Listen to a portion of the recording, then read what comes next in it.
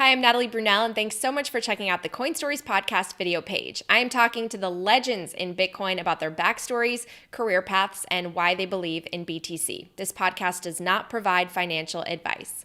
This episode is brought to you by the Bitcoin Conference 2022. It's going to be held in Miami next year, April 6th through 9th, and it is going to be a 4-day amazing festival with 2 general admission days, an industry day, and Soundfest. Tens of thousands of people will make their way to Miami, and I wanted to share some photos from the 2021 conference because that event is one of the reasons Coin Stories took off, and I was able to secure such amazing interviews with legends like Michael Saylor. Now, you want to get your ticket pretty soon because hotels are booking up fast. I know I recently just booked, so head to b.tc/conference to get your pass and use Coin Stories as the code for 10% off. This episode is also brought to you by OKCoin, one of my favorite new places to buy Bitcoin. OKCoin is the fastest growing exchange serving over 190 countries globally with the easiest onboarding and lowest fees around. They're on a mission to make learning about and buying Bitcoin easier than ever, and they're all about bringing more financial literacy to everyone, which is something I really care about as well. From being the only exchange to integrate Lightning to contributing over $1 million to Bitcoin core devs, they are doing incredible work to further the Bitcoin ecosystem. You can head to go.okcoin.com/Natalie for $50 in Bitcoin when you sign up. Super excited to share my guest today is Caitlin Long, the CEO of Avanti Bank and Trust, which she founded after a 22-year career on Wall Street. Caitlin has been active in the Bitcoin space since about 2012, and she has led the charge in making her native state of Wyoming a hub for Bitcoin companies and sound laws surrounding the technology. Caitlin and I talked about her whole backstory, where she grew up, attending University of Wyoming and Harvard, her time on Wall Street, and why she's so passionate about Bitcoin. Here's Caitlin. Caitlin, thank you so much for joining me. I've been so excited to chat with you. It's my pleasure, Natalie. Thank you. I'm psyched to be on your show. So you're from somewhere that I've wanted to visit. I've never been, but you're born and raised in Wyoming, right? Yep, born and raised, indeed. And then spent 30 years on the East Coast, almost, yeah. I love it. Okay, so before your Wall Street time, tell me about growing up in Wyoming. Where are you from there? What was your childhood like? Well, I grew up in a college town. My dad was a college professor, electrical engineering, and that's where I went to undergrad. And of course, like so many teenagers, I wanted to get out and explore the big world, and wasn't sure exactly where it would take me. I didn't intend to go to New York, but to be honest, I walked out of graduate school. I did 4 years of graduate school, a law degree plus a public policy degree, and I walked out with more debt than my parents' house was worth, and they guaranteed my student loans. And so I kind of sold myself proverbially to the highest bidder, which was Wall Street. And I figured I'd pay off some debt. And I ended up doing that and staying for 22 years in total. So it was not sort of the intention, but I really did enjoy it and did lots of different things during my career on Wall Street. Wait, so when you were young, you didn't want to necessarily go into finance? What did you want to be when you grew up? Well, it's really funny is when I was young, I've got farmers in the family. I wanted to grow up and marry a rich farmer. That's what I wanted to do. I didn't understand the irony of that because both my parents grew up on farms, and I've got relatives still on farms, and that really is truly valuable work, and it is not valued as it should be. And, boy, the food industry, I've watched because Wyoming has a Food Freedom Act, where, in fact, actually, it's not just that you can have farmers markets, which, of course, exist everywhere. It's that the food doesn't have to be inspected by the USDA before it gets sold to you. It's the first state, I believe, that broke ranks with that. That was Representative Tyler Lindholm, who was the main legislator who got all the blockchain legislation through in those early legislative sessions. And that's what he accomplished in his legislative career, both the blockchain bills and the Food Freedom Act. And he's a rancher, and so has experienced, big ag, which is where, their margins have gone up over the years, but not the producers, the ranchers and the farmers. They've actually, been losing ground in real terms. And so, he was interested in helping to devolve power back to the little guy, so to speak, and to the individual. And so what he did with the Food Freedom Act is very similar to what he did with the blockchain bills, trying to devolve power back to individuals. And it's so funny because the carnivores in the Bitcoin community, I mean, honestly, this is the place they should be. Pretty much everybody hunts. My doctor moved out here from New Jersey because he wanted to feed his family only meat that he harvested himself. And it's a different lifestyle, and I just love being back home. I loved my years on the East Coast too, but this is a special place. I love that. It's one of the reasons why I want to visit. I hear amazing things. And when you talk about those issues with ranchers and big ag, that's some of the stuff that I just recently read in Saifedean's new book, The Fiat Standard, just about how fiat inflation has affected our food industry and why we're going in a certain direction. So it's great to see that there are still places where people are honoring sort of, the family farms and the traditions of how we used to eat. So that's awesome. How did you get so much debt with your college? You went to University of Wyoming. Was it really expensive? No. It was with Harvard. Oh my gosh. Years at Harvard did that. Okay. The University of Wyoming was not expensive. It's a tremendous value. Actually, it's cheaper for Colorado students to go out of state at the University of Wyoming than it is for them to stay in state at Colorado. So it's actually always up there in the top 20 in terms of value. And part of that is because Wyoming, there's only one university, and Wyoming is one of two states that actually has a surplus.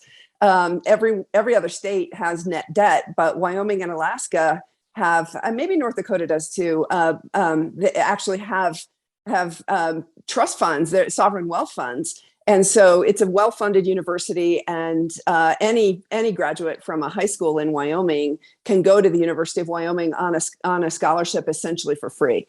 Now. So did you go from Wyoming to Harvard? I did. Yep. And what was that experience like? What was Harvard like?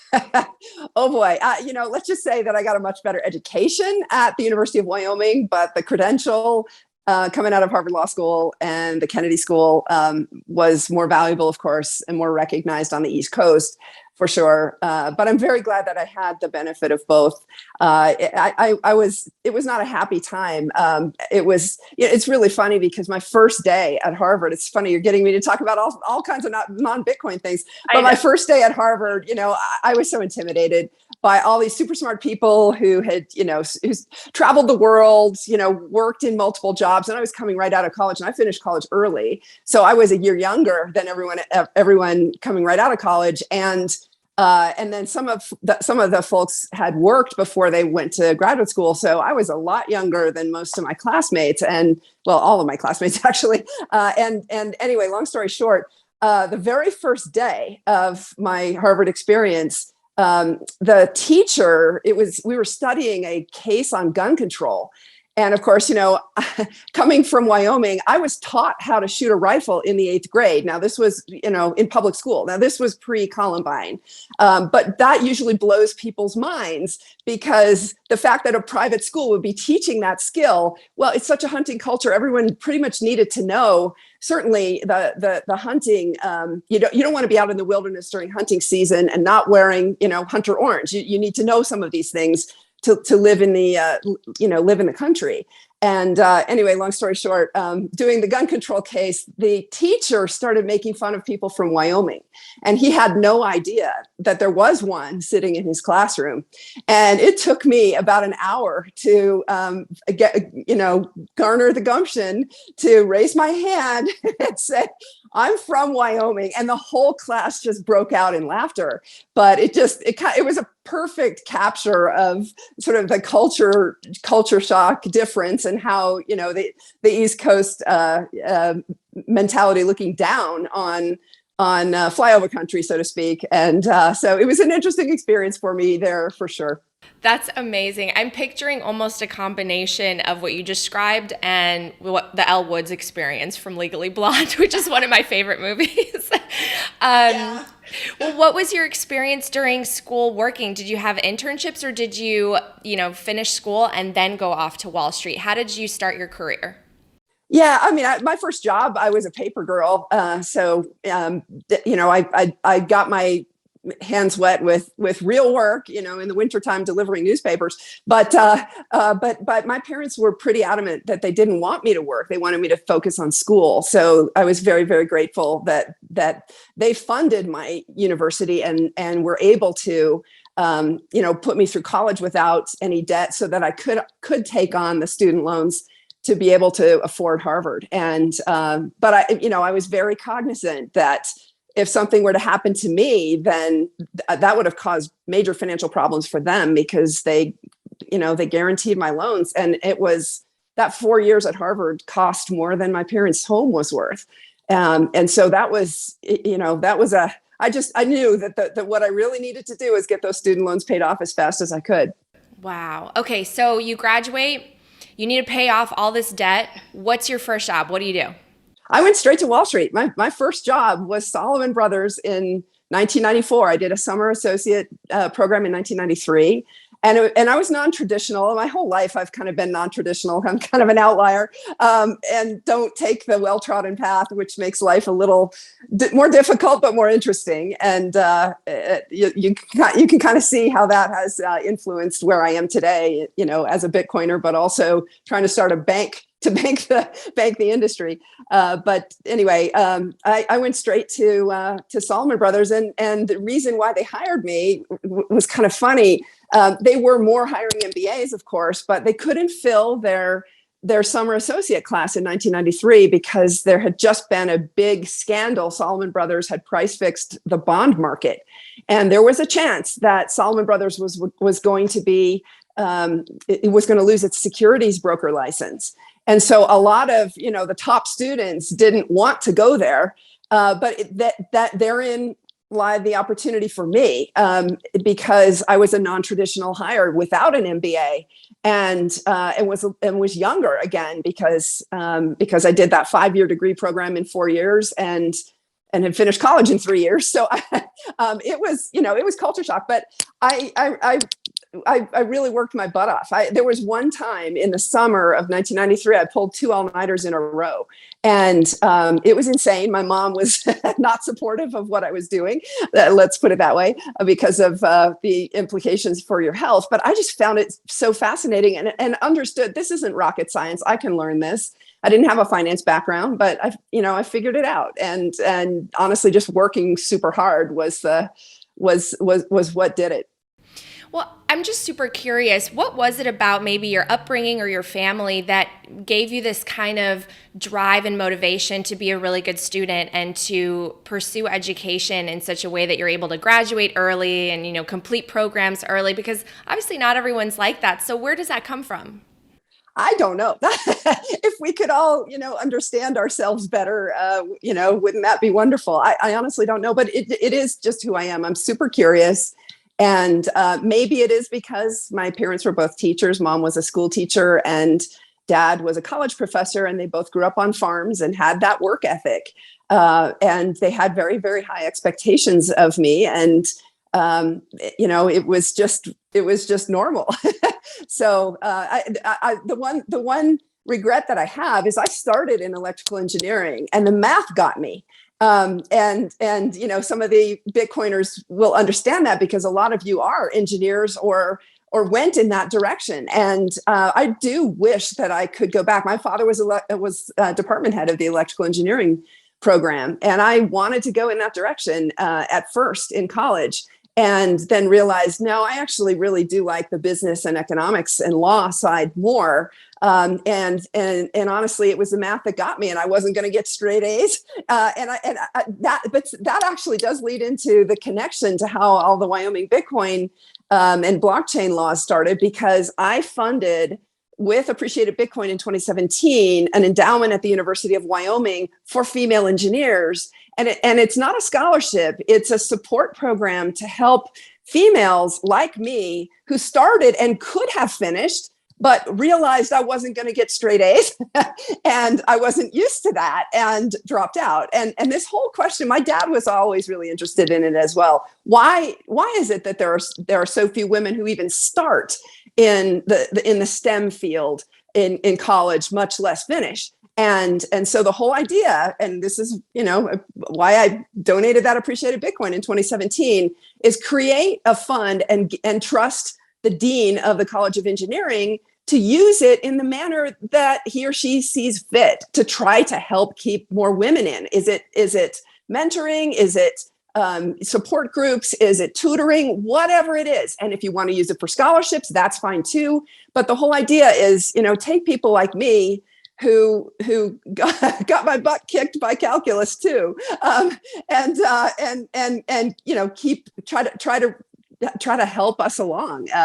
So maybe someday I'll go back and finish an engineering degree. That the head of the computer engineering department at the university, with whom I did a lot of work on WYO Hackathon, said to me, "Boy, I can see how your mind works. You think in terms of systems, and this is you absolutely would be able to do that. It's too bad that you didn't finish in engineering." Anyway, wow, we're going into some deep history here. I know, I like it, but that's incredible. That's so amazing. I'm sure you've helped so many women already. And obviously you had a knack for sort of that mentality that would, I think, attract you to Bitcoin, because there's so many, as you said, engineers in that space. But okay, before we get to the Bitcoin, tell me a little bit about your career in Wall Street, because obviously that was very male dominated, right? So how did you navigate that whole industry? In 90s, I'm thinking right away, .com bubble, right? And then we built back up to the housing bubble. So tell me about your career.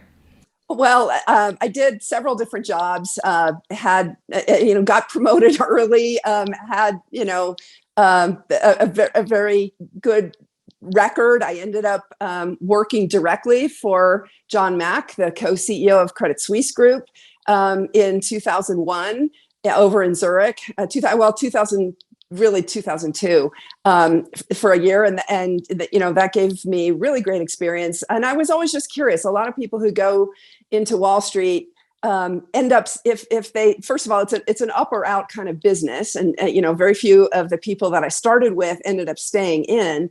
But it's also a place where you could actually really move up fast if you did well. John Mack was a mentor to me. He had an enormous impact on the women at Morgan Stanley. He was at Credit Suisse at the time, but he thought a lot about how is it, and it, very similar to the women leaving STEM or not even starting STEM.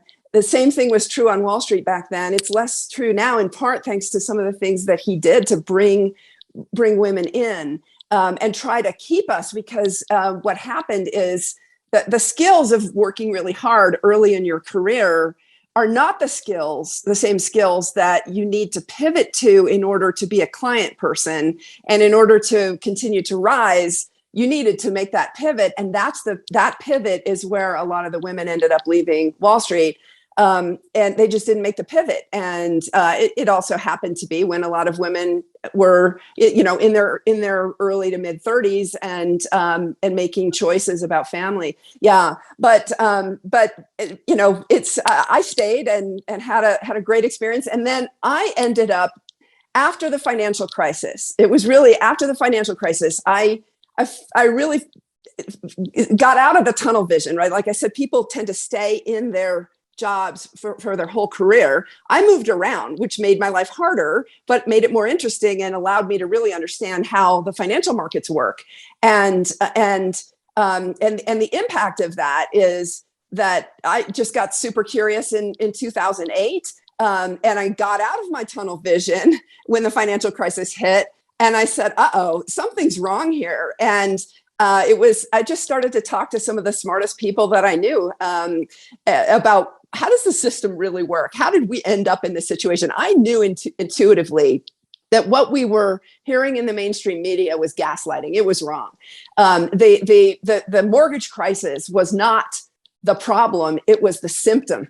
And there was an underlying cause of the real problem. And it was how the monetary system works. It's inherently unstable. It's a credit-based system. And, it's the rest is history. But what I also did at that time was decide most of my career, I ended up doing fee-based business, but I did use, there were a couple of years where I was working on hedging for life insurance companies, their equity markets risk, and was using the balance sheet of Credit Suisse and doing good business in that regard. But I had to then step back as I learned what was really happening in financial markets. I did a really broad and deep dive on alternative schools of economic thought during that time. I looked at MMT all the way from MMT to the Austrian school, and pretty much everything in between. And it was really the Austrian school that made me, light bulbs started to go off. The real underlying problem was that interest rates were being manipulated, and that is the one price in the economy that should be set by the free market. I spent a lot of time just in those few years learning, but also I was really depressed because I realized that at that time that the system that we were in was inherently unstable, and it was ultimately going to fail.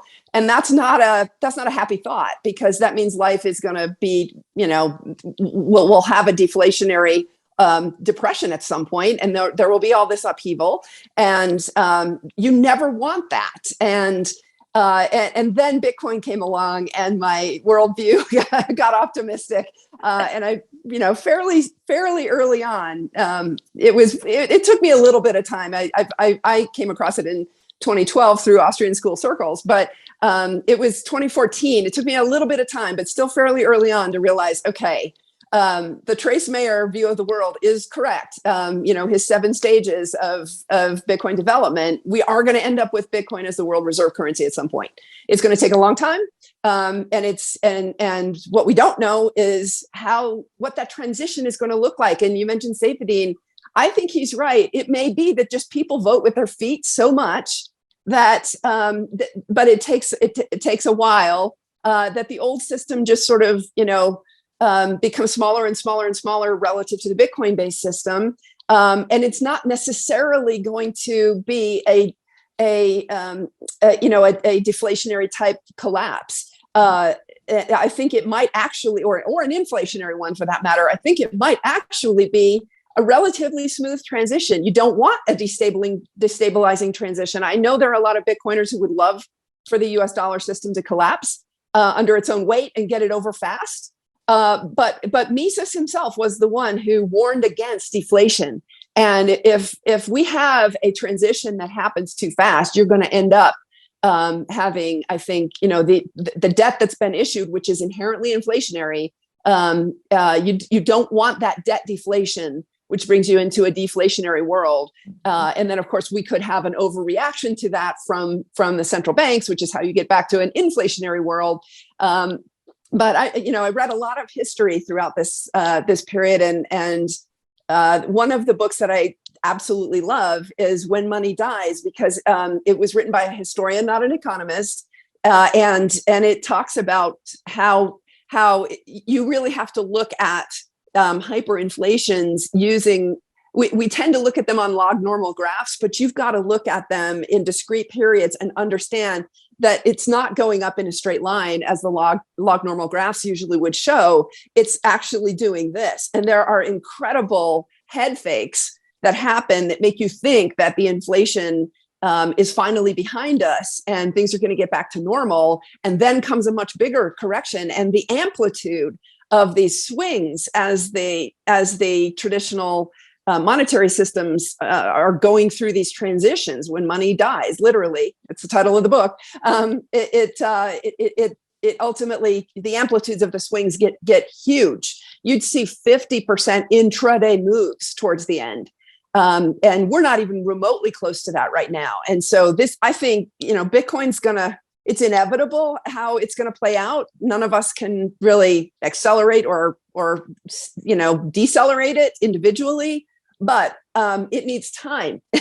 And it's, we don't want it to happen too fast, in part because we don't want to bring on that type of destabilizing transition. Yeah, well, I'm going to add that book to my list, and there are so many things I want to dig into with what you just said. First, just out of curiosity, from 1994 to the financial crisis, when you were working on Wall Street, before you sort of had this desire to dig in deeper into how the system works, did you have this intuition that maybe something was off? Did you start to understand like just the relationship between maybe the Fed, the central bank, and Wall Street, or capitalism in general? Because a lot of people I would say that they view Wall Street sort of negatively, right? And they say that's capitalism. They say that's greed and capitalism. And so back then, probably you're starting to make really great money. You're on Wall Street. What did you think between 94 and the crash about the system? I didn't think about it. Like so many of my Wall Street peers, I just was tunnel vision, very specialized in what I happened to be doing, and I didn't think about it. And most still to this day don't think about it because the system is serving them well. But after I woke up and realized how it worked, I stopped doing business that was tied to the balance sheet and went back to doing fee-based business again. Because again, like the legitimacy of that, no one would ever argue that someone who delivers a valuable service and is paid a fee, that is immoral. But I started to have the recognition that those who use the balance sheet, that balance sheet was subsidized and by the taxpayers, and the implicit put that the banks had and have exercised. I mean, how many times has Citigroup exercised the implicit put? It's been bailed out, 5 or 6 times really since 1970, right? So there is something that just was unjust about that, and I have a deep sense of right and wrong. And why do you have a deep sense of right and wrong? Again, it's a good question. Why do I work so hard? It's a very good question. It's how my parents raised me, but I didn't buck that system. I did go along with it, and it served me well. And yes, it's kind of like a lot of Bitcoiners, especially those of us who were in relatively early. We could have gone off and endorsed the latest shitcoin, right, so to speak, and made a lot of money, right?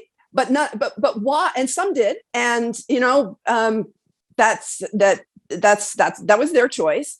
But those of us who didn't and stuck to our knitting and really want to earn our wealth legitimately, those of us who think about things that way are the core of the Bitcoin community. And that's part of the reason why we've gotten as far as we have and why we will get so much further. You've heard me talk a lot about, I don't criticize this industry, companies or people by name, but there are a lot who don't in this industry who don't subscribe to that way of thinking. And they're more motivated by the short term. And again, it's back to safety, and it's time preference. And so, yes, I could have done the same thing on Wall Street. Could I have, made more money as a trader and exercised effectively that implicit put because I was funded at a subsidized cost of capital and earning a spread with cheap funding to earn a high spread on that and captured higher bonuses. Yeah, I could have. But it especially after 2008, it just didn't sit right with me. And I've always been very careful to say there were a lot of people on Wall Street, not everyone, but really most people on Wall Street are truly good people. And if they truly understood this, I think they would have the same reaction I did. But they're not curious, and maybe you could argue that they have an incentive not to be. But truly, some of my best lifelong friends are from my Wall Street days, and they don't agree with me, and that's okay. Same thing as, with the Bitcoin and crypto community more broadly. There are a lot of people who don't agree with me, but that's okay. I love it. I love your spirit and energy. And this is why I love this space so much, because I think that so much good can be done when you have people like yourself that think in the long term and think about the sense of community and sort of the common good, which I think you're doing. Okay, so my last question before we pivot totally into Bitcoin is just, what do you want everyone to know about Wall Street? From your experience there, what do you want the average American to know about that system and Wall Street? Well, it's a credit-based system, which means it's inherently unstable. And Bitcoin is an equity-based system, which makes it systemically more stable. So it's that simple. Okay. All right. So you discovered Bitcoin by being in the Austrian school circles and you were fascinated. Tell me about that journey, because I think all of us are pretty skeptical at the beginning, right? Can this really work? Could is there going to be, a bug in the system? Talk to me about your journey to conviction. Well, it wasn't a straight line. Really all of us, we start out skeptical and then you dip your toes in the water. And then I got doxxed because I wasn't actively involved in Bitcoin. I was just dabbling in it. And keep in mind, I was a managing director running a business at Morgan Stanley. And had to kind of keep my head down about it too. So I was really just dabbling. And then, so I wasn't part of the chat rooms or the Bitcoin Talk forum, wasn't spending a lot of time on podcasts in that 2013 timeframe, to understand that there was a lot of skepticism about Mt. Gox. And boy, was that valuable tuition, because of course I learned the lesson, not your keys, not your coins.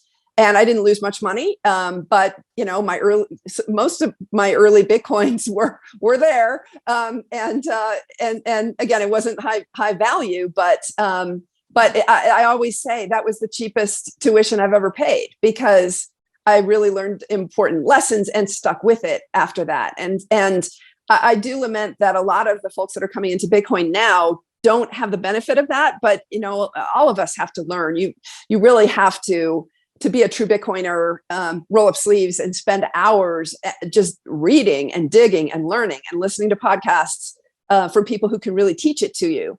And there are a lot of people who come in and out just for the speculation and just for the leveraged trade.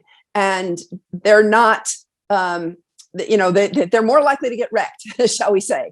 But those who do go down the rabbit hole, I don't really know anyone who went down the rabbit hole and then came back out. Most who do go down the rabbit hole stay there and keep going deeper and deeper, like I did. Well, so at what point did you start to think this could be a global reserve currency? This could be the future. This could be the fix for all of these problems that I've discovered in the system. Yeah, we haven't talked that much about my experience working with the settlement system on Wall Street, because it was about 2014. And a couple of things happened. One is I was doing these big, huge pension transactions. We did the first one in 2012. It was a $29 billion transfer of pension liabilities and assets from General Motors pension plan to Prudential. And no one had ever done transactions like that before. And one of the problems we had is that the law required that the transaction happen same day. And we were trying to move assets same day that inherently don't settle same day. The securities settled trade date plus 3 days later. And even cash, it turns out we had to move $3.5 billion of cash between two non-banks, i.e. a pension fund and an insurance company. Those are not banks. And why was that happening? Why was that move happening? Because General Motors was buying annuities for all of its pensioners to settle its pension obligations. Okay. And so, huge dollar value transaction. It was $3.5 billion of cash. And then the rest was assets that were being transferred, very specific assets with very specific interest rate and credit characteristics, as well as private equity. So this was actually at the time, I think it probably still is, the largest private equity transaction inside of a bigger transaction. It took us a couple of years to work out how we were going to do this. But one of the most important things is we had to figure out how to move those assets same day. And even with cash, you'd think, okay, you just use FedWire, right? Well, there was some risk that the Fedwire might not have cleared because moving that much money between two non-banks is very unusual. We had to get the New York Fed involved. And then with all the other assets, we had to figure out how to move them same day when they normally settled trade date plus 3 days later, or in the case of private equity, because of the rights of first refusal and things like that, it could take you months to settle a secondary market trade in private equity. So long story short, I had to literally figure out how to put a circle through or a square through a circle or whatever the analogy would be. It was tough. And so that context is important for understanding how Bitcoin was so important to me, because I immediately saw that it was going to fix a lot of the settlement problems. And again, I've talked a lot about some of the things that I saw that are just bad system design, but they do end up picking mom and pop's pockets. They're very unfair to regular folks. And I've talked a lot historically about the Dole Food case, where there were 1/3 more shares outstanding that people had valid brokerage statements than Dole Food shares that existed. Mm-hmm. And I spent some time, the Deputy Secretary of State of Delaware, I was in a meeting with him with the SEC back in 2016, I think it was. And we were talking about those kinds of situations, and he said it's happened multiple times where the SEC filing will show more shares outstanding than were validly registered in Delaware. Okay, so that just hit me in the gut. Again, this gut sense of justice that we got to have clear property rights here. And I saw that there were people who, I saw that the property rights were not clear, and that was having an impact on the price of assets, and people's pockets were being picked. But I also understood that a lot of that was not nefarious. It was just bad system design. Yet there were people who were taking advantage of that. And again, that's not a legitimate way to make money. And yes, could I have gone and done the same? Sure. But again, I'm more interested in fixing those kinds of things. So you've probably heard me say, my passion is a fair and stable financial system. What we have now is not fair and stable. Bitcoin is going to get us there. There are things about Bitcoin markets that are not fair and stable. I'm pretty adamant against some of the fractional reserve lending practices that we're seeing in Bitcoin lending markets. Mm-hmm. Going up to it's the old Misesian way of thinking about lending. There's a difference between, not all debt is bad. There's a difference between circulation credit and commodity credit. Commodity credit is wonderful. If someone's got savings, i.e. base layer Bitcoin, and they're willing to provide that capital to someone who needs capital in order to finance their business, it's wonderful that market exists. Mm-hmm. Up to 1-to-1 leverage. Once you go above 1-to-1 leverage, now you've tipped into, you're creating more claims to the asset than there are real assets. You're creating run risk in the system, counterparty risk among the intermediaries. There will be defaults. We've already seen one with the Cred bankruptcy. There will be more, and now you're interfering with base layer, with the interest rate, the true market interest rate of Bitcoin. I saw Peter Thiel a couple of weeks ago tweet that the interest rates in Bitcoin are the most free market, and I agree with him. Except I would say that they're not truly free market. This is the old debate between Rothbard and Mises, if you will. It's the free bankers versus the Rothbardians. And I come down on the Rothbardian way of thinking about things, that the one place where, Rothbard himself was clear that the one place where he thought the government should actively get involved is to ban fractional reserve banking. And the Bitcoin markets, and it's precisely because you really need you need those absolute property rights you need in order to have a true interest rate curve. We do not have that in Bitcoin right now, because there are a lot of fractional reserve intermediaries in Bitcoin who are operating at who knows what leverage. And we don't know if they're solvent, but what we do know is that it is not only increasing the price volatility of Bitcoin, but it is increasing the cost of capital for everyone in the industry. And, I sure wish Rothbard were still alive, because he would have been all over not only the derivatives bubble that we've seen in traditional capital markets, but also he would have been very critical of Bitcoin, of the fractional reserve Bitcoin lenders. Mm-hmm. Well, we're seeing more and more derivatives, including the ETFs. I saw you kind of come out. I know obviously you're such an advocate for self-custody, which is so important. And you have that little key in your Twitter username. But can we talk a little bit deeper about that? Because on the one hand, it leads us to more price discovery and allows institutions, sort of these on-ramps, to come in where, maybe a pension fund can't own Bitcoin directly. So what do you think about, mass adoption? And I would argue that there's a huge amount of the population that, whether they're not tech savvy or they just don't want to have to worry about it, they're not going to be great, customers or the right audience for that idea of becoming your own bank. They want actually a middleman that they trust, and that might move us in the direction of more adoption. So what do you think about that, and how we get to the majority of Americans having Bitcoin comfortably and safely? Yeah, you're absolutely right. A lot won't self-custody, and they prefer an intermediary to do it. That is why it's so important that Wyoming passed the laws that Wyoming did for special purpose depository institutions, along with Bitcoin custody rules. And the reason it's important is because in Wyoming, banks that elect to be part of these Bitcoin custody rules, you retain legal title to your Bitcoin. So one thing the technologists didn't thankfully think about is what's going to be the legal treatment. I'm glad they didn't, because if they did, they might not have come up with a brilliant system. Satoshi might not have come up with a brilliant system that he did. But we've got to make, as Trace Mayer says, that the tech needs to be backwards compatible with the legal system, so that the legal system can't be used against Bitcoiners as an attack vector to take our property rights away. Okay, so what Wyoming did was recognize that there will be some who, by law or by choice, don't want to self-custody. And if that is going to be done in a manner that respects the property rights, then you have to allow the owner of the Bitcoin to retain legal title. Right now, when you custody your securities through your broker, like Schwab or Merrill Lynch or Morgan Stanley or whoever, you don't retain legal title to the asset. It's very similar to banking. You don't retain legal title to your deposit. What you get back when you deposit your money in your bank account or securities in your brokerage account, what you get back is an IOU.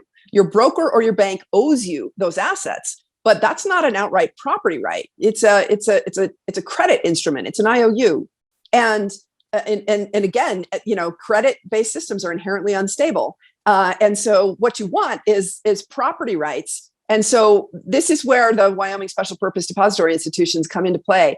We're not operating yet.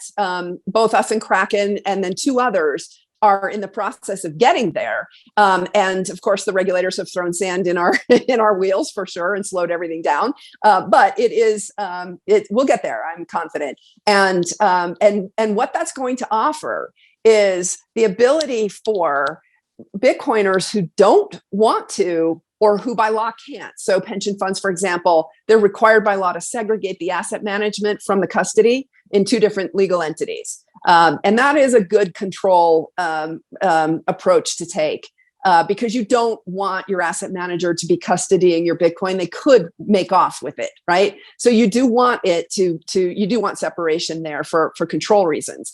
But long story short, all the 40 Act funds and pension funds need separation of custody from asset management. Ergo, what you want is custody that gets you as close to the ethos of Bitcoin to recognize your property rights as you possibly can. And that only exists in Wyoming. And so once we start operating and start taking custody clients on, which is going to be later in 2022 for Avanti, the market will have a choice. Mm-hmm. And to me, it's about radical solvency in your intermediaries, as opposed to those that are more interested in chasing yield, where, to use an old Wall Street phrase, you may be picking up pennies in front of a freight train.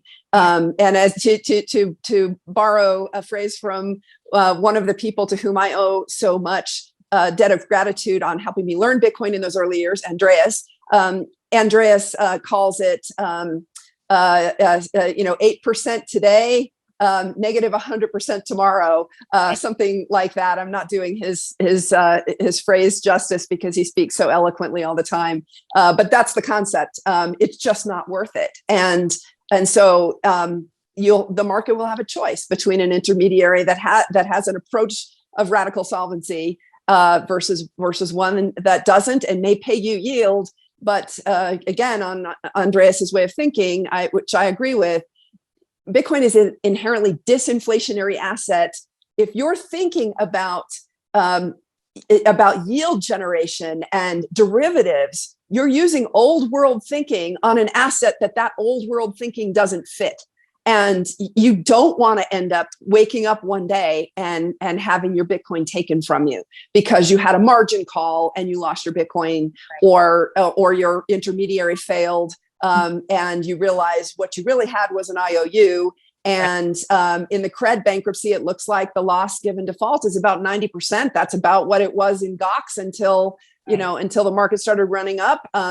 So long story short, if your intermediary fails, you really were picking up pennies in front of a freight train. And I agree with Andreas on that. Right. You're so right about that. And it makes me think of that whole Robinhood controversy that happened earlier with the meme stocks and all these kids getting into trading and options just in the last year because of how crazy things have been. But I think this is a good place to just talk about Avanti. Tell me about the history, the creation, and sort of for people that aren't familiar with it, what the purpose is and what Avanti does.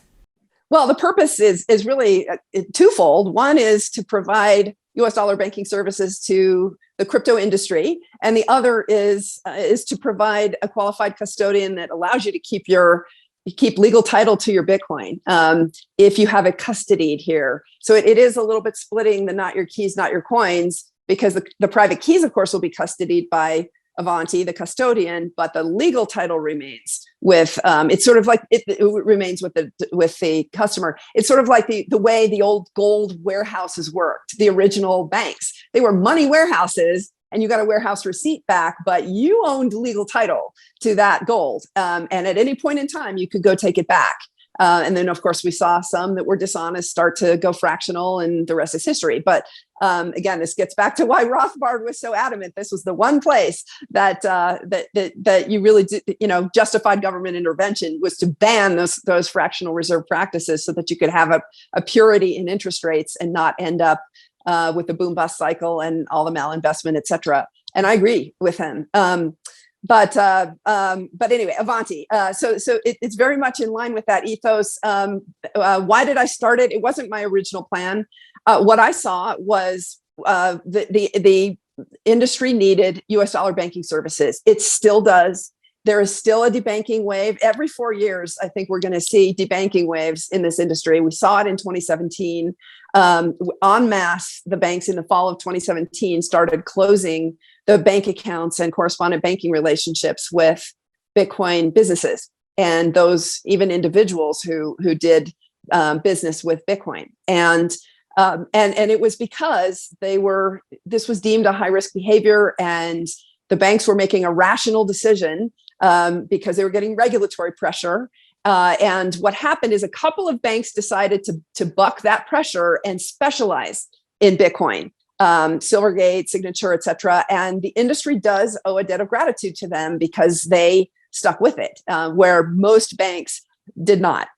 And so then what we have now is we have banks that are we have a very concentrated US dollar banking industry. Only about $80 billion of deposit capacity serves the crypto startup industry. For US dollar banking. And this is a $3 trillion industry now. That is not enough. And it is a single point of failure. I always like to give credit for that observation to Ryan Selkis of Masari.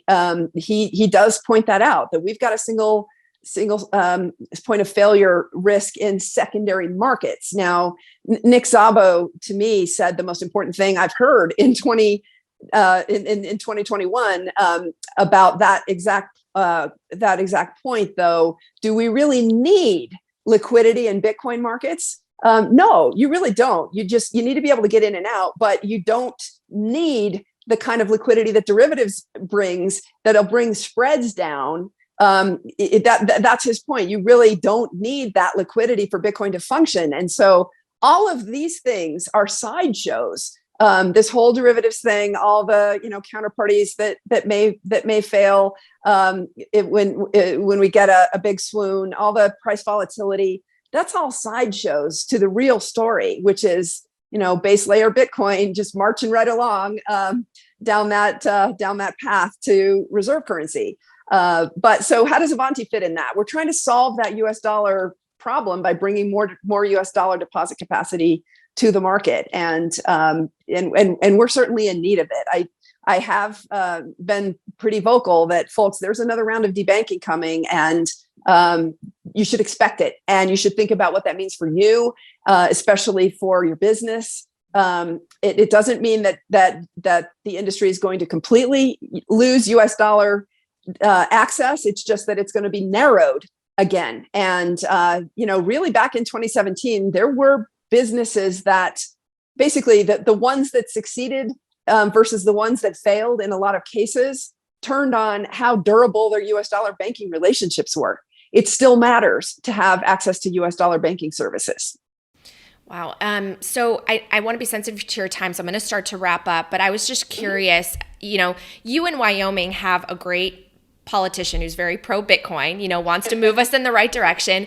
But yes, overall, when we look at the political arena, the majority of people either still don't know about the technology, so they don't comment on it at all, or we see very, very negative and misinformed viewpoints in the headlines, including one by our former Secretary of State and presidential candidate Hillary Clinton a couple days ago. So how do you see this playing out to move in the direction that you predict, which is global reserve currency? I know that could take a while. We've got some hurdles ahead of us. So we're not ready for it. How do you see it playing out? Well, I mean, I literally just this morning shared an email volley with someone who is very high up and influential in traditional financial markets and traditional policy making. I have spent time with a lot of folks in that sphere, and the reason is because I would like to educate them. I'm not interested in seeing, like I said earlier, a destabilizing transition to this new world, because that will bring on a lot of hardship. I'd much rather have it be a stable transition. If you believe, as I do, that it is inevitable, then one of the things that the incumbent system needs to be thinking about is, how do you make sure that you don't see mass failures of financial institutions, especially the globally systemically important ones. And so I've spent a lot of time. You'll notice I did a podcast last week with somebody with whom I've been sparring at the IMF for 8 or 9 years now. And some of the hardcore Bitcoiners scratch their heads and say, "What is Caitlin doing?" What I'm doing is helping to educate.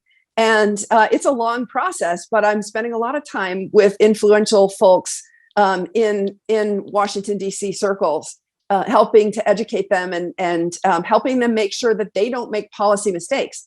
I will say the President's Working Group paper, which was released a few weeks ago now, made one very, very good decision for the U.S., which is it's not trying to ban Bitcoin. We all know Bitcoin can't be banned, but if the U.S. tried to ban it, then geopolitically, the U.S. would fall far behind, and it's not doing that. And that was a great decision, very bullish for the long term. But they made a bad decision, which is to say all the stablecoin issuers have to be FDIC insured banks, and only FDIC insured banks. What's the impact of that? Stablecoins are the hybrid that I think is going to make the transition to the new world more stable. And by saying that only, practically speaking, the globally systemically important banks, the GSIBs, who are already FDIC insured, and they're the only ones that have the API-based tech stacks that can handle assets like crypto that settle fast with irreversibility. Most of the banks in the United States, the vast quantity of them, still don't have APIs and still settle their books and records only once a day, right? So you can't have fast settling assets moving through those old tech stacks. because you can easily see how a bank could get in trouble intraday and not even know it when they're dealing in assets that settle very fast, and they're only updating their books and records once a day, right? So it, practically speaking, is the big banks that are going to be issuing stablecoins, and that is a bad decision because that also implicitly is forcing the technology decision away from the open, permissionless systems like Bitcoin and Ethereum and other open, permissionless blockchains, and it's going to take it towards the JPM coin on Onyx or things like that. There will be blockchains that will be the walled gardens. Again, giving credit to phrases that I learned from Andreas. The walled garden approach to the world is just not the right way to think about this. And the market will vote with its feet. And what El Salvador's doing, issuing, I just saw last night, it's upsizing its Bitcoin bond. The offshore, that transaction won't be available to Americans. So it's the non-American Bitcoiners that, if indeed the demand is so high that they're going to go ahead and upsize it,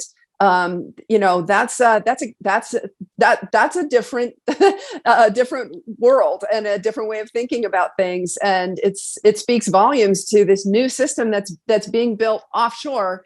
And those US dollars, I was just sharing that just this morning with the policymaker, those US dollars are probably never going to come onshore in the United States, ever. The US regulators don't have control over that. Instead of thinking about the stablecoin market as with a carrot and saying, no, only the JP Morgans and Goldman Sachs of the world get to issue those. They should be thinking, with a stick, rather, they should be thinking with a carrot of how do we actually respect the technology? How do we let the folks that actually created it transact and bring this all into the mainstream? And I think the more the US resists that, the more likely a destabilizing transition, unfortunately. And I am not interested in seeing that. I'm interested in trying to help smooth it over. If you believe, like I do, that it's inevitable, you should not want a deflation. Again, thinking back to what Mises said about deflation, it's not, you shouldn't invite that in. No, I agree with you. And it's fascinating just to see this process of monetization happen in real time to move us from the gold standard to the fiat to this new Bitcoin standard. My last question is just out of curiosity. There's so much going on in this space. You're super busy in so many different capacities with your business. What's your biggest question when you think about Bitcoin? What racks your brain every day? What do you wonder about Bitcoin? Oh gosh. Well, to me, it's a second layer solutions right now. To me, base layer Bitcoin is just awesome, and just leave it alone. It's all the things that people criticize it for. They'll figure out that they're features, not bugs. But the more interesting questions are around Lightning and Liquid, and that's where I'm increasingly spending time. And that's how I see Bitcoin being scaled. Bitcoin remains base layer. Bitcoin would be the high value transaction system, just like central bank money. It's really expensive to transact in central bank money right now, and really inefficient cost-wise, and timing-wise, and technology-wise. So to me, Bitcoin is central bank is the base central bank money of the Bitcoin system, and then Lightning and Layer are scaling technologies that are more analogous to commercial bank money. Hats off to Nick Bhatia and Nick Carter for talking about the way money always scales. It always scales in layers. And that's exactly what's happening with the Bitcoin system. We got a lot of engineering work to do before it can truly challenge the US dollar system. But I think it's coming, it's inevitable. And I'm really interested in getting to that fair and stable financial system that I think Bitcoin is going to bring us to, and doing it in a way that minimizes the potential for a destabilizing transition. So you believe that, owning Bitcoin this early, we're very early, that's generational wealth. Yes. You believe that? Oh, yes. Yeah, absolutely. Yep. Well, where can people find you? I'm active on Twitter at Caitlin Long _. Also active on LinkedIn. That's where I talk to a lot of my old Wall Street pals. And also at avantibank.com. Stay tuned. We won't be announcing anything anytime really soon about Avanti, but we will have announcements early next year. Awesome. Well, thank you so much, Caitlin. This has been a pleasure. Thank you.